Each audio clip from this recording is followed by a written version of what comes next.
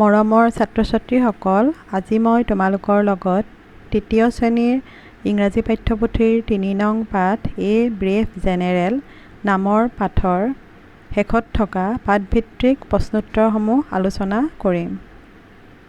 পাঠটিৰ আলোচনা মই ইতিমধ্যে তোমালোকৰ লগত কৰিছোঁ।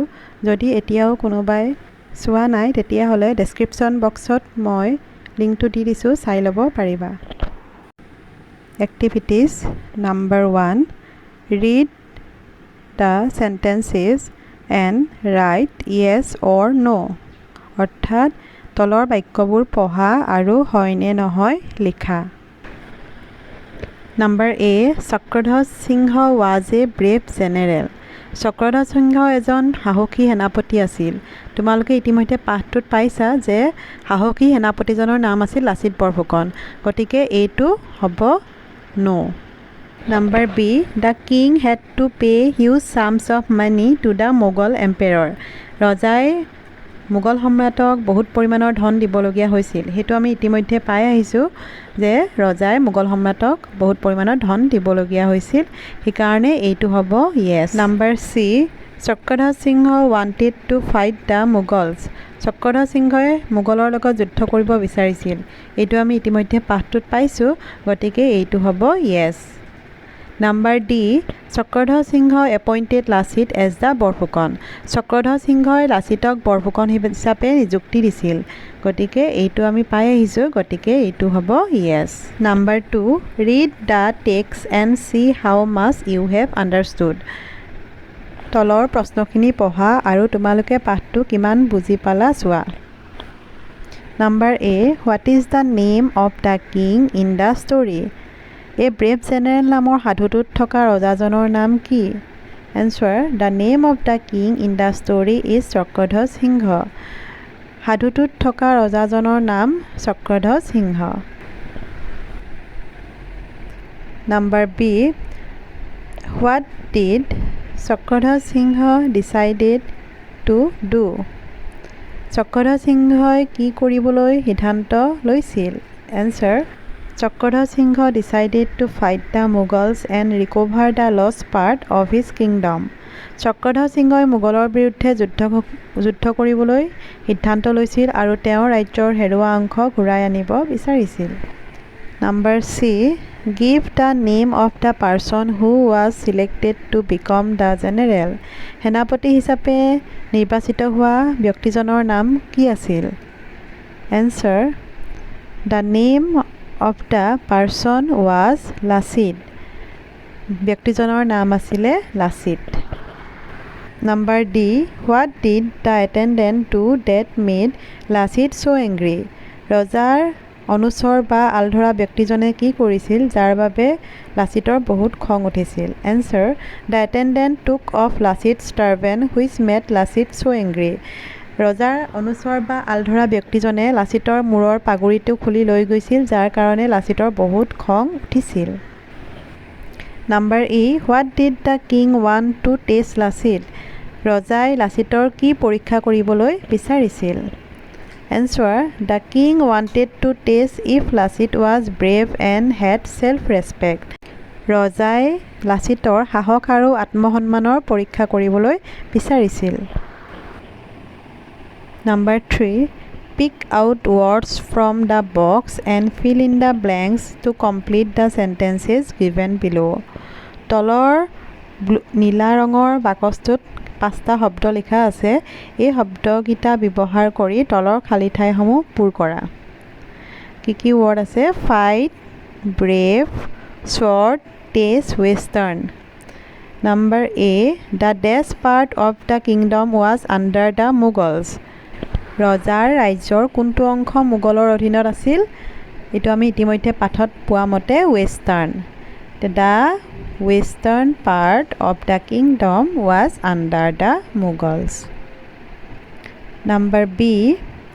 The king wanted to dash the Mughals.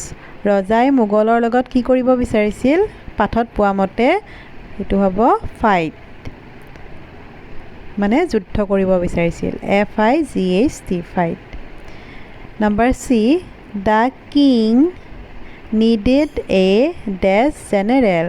ৰজাৰ এজন সেনাপতিৰ প্ৰয়োজন হৈছিল আৰু সেনাপতিজন কেনেকুৱা হ'ব লাগিব brave BRAVE brave the king needed a brave general number D the king wanted to test লাচিতক ৰজাই কি কৰিব বিচাৰিছিল টেষ্ট কৰিব বিচাৰিছিল সেইকাৰণে এইটো হ'ব test TEST test number E the king presented a dress to Lachit ৰজাই লাচিতক কি উপহাৰ দিছিল সেইটো আমি পাঠত পাই আহিছোঁ ইতিমধ্যে এখন তৰোৱাল অৰ্থাৎ কি হ'ব sword the king presented a sword to Lachit number 4 rearrange the words to make sentences তলৰ বাক্যবোৰৰ শব্দবোৰ খেলিমেলিকৈ দিয়া আছে আৰু সেই শব্দবোৰ সজাই একোটাকৈ অৰ্থপূৰ্ণ বাক্য সাজা মই তোমালোকক এইখিনি বহীত কৰি দেখুৱাইছোঁ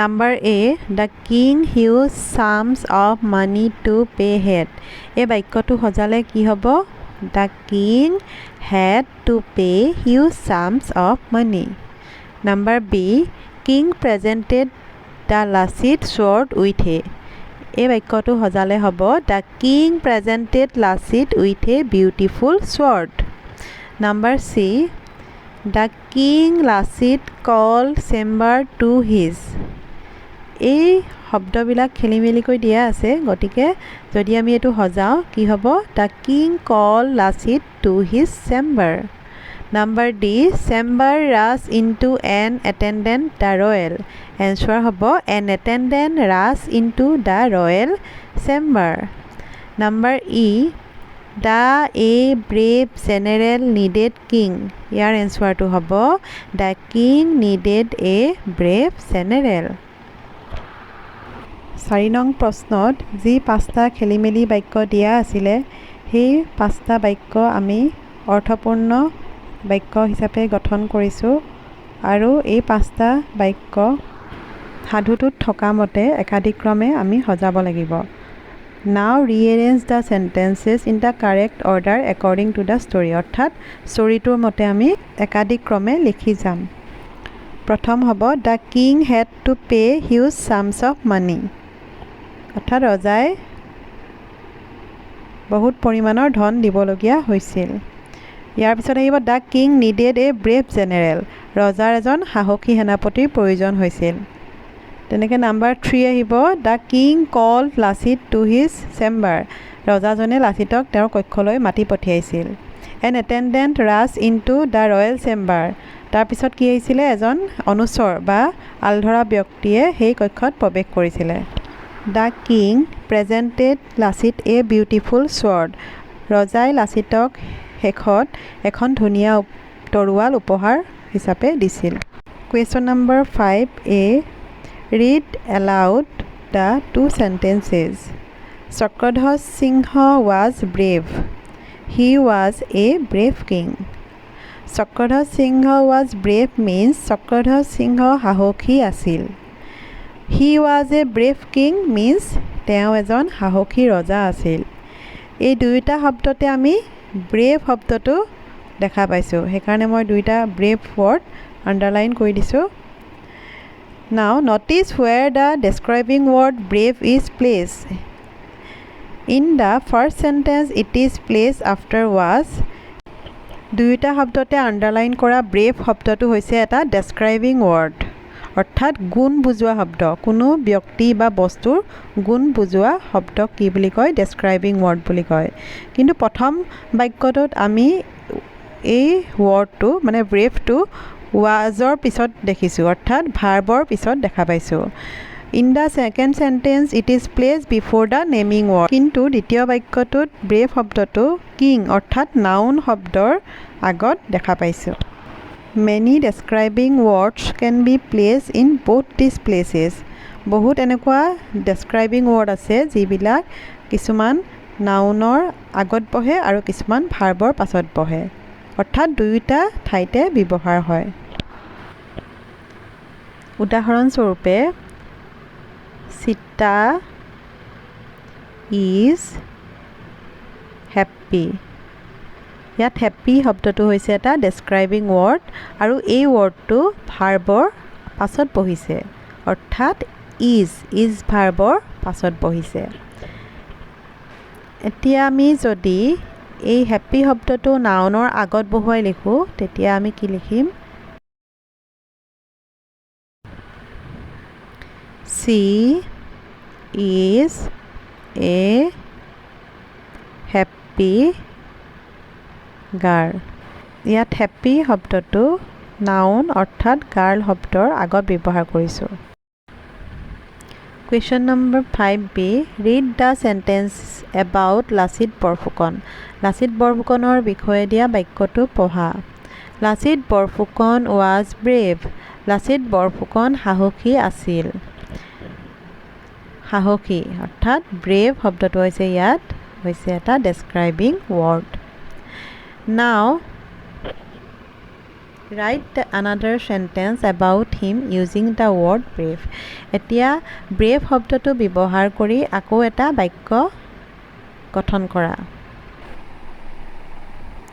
যিহেতু লাচিত বৰফুকন এজন পুৰুষ সেইকাৰণে আমি কিহেৰে আৰম্ভ কৰিম? He was, যেহেতু past tense-ত আছে সেইকাৰণে past tense-ত লিখিছোঁ। He was a brave general.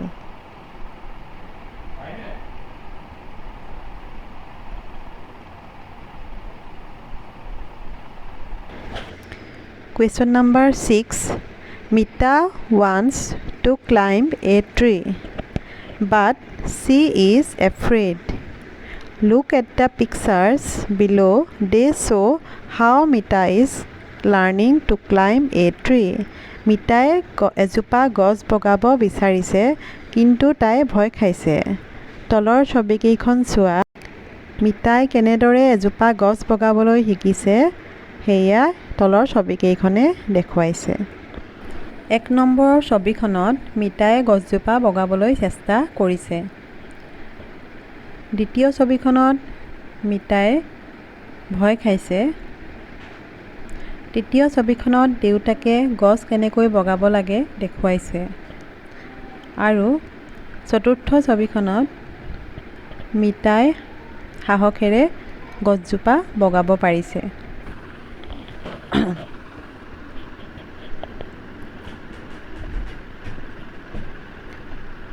Now choose the correct sentence from the box below and write under each picture.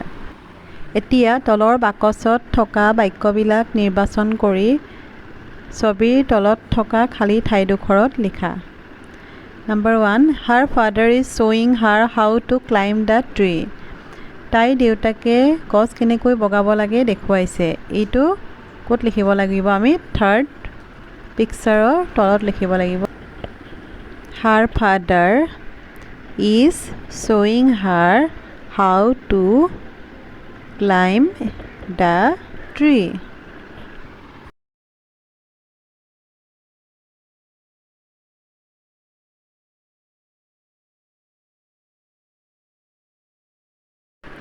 Number 2. Mita has bravely climbed the tree. মিতাই সাহসেৰে গছজোপা বগাইছিল। এতিয়া এইটো 4 নম্বৰ ছবিৰ তলত লিখিব লাগিব। Mita has bravely climbed the tree.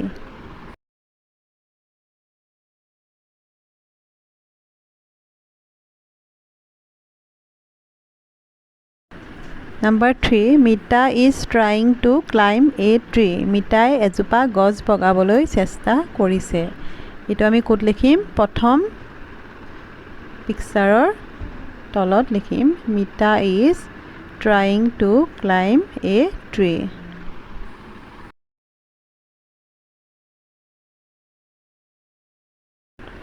Number 4. But she is afraid to climb it. কিন্তু তাই গছ বগাবলৈ ভয় খাইছিল। এইটো আমি লিখিম ছেকেণ্ড পিকচাৰৰ তলত But she is afraid to climb it.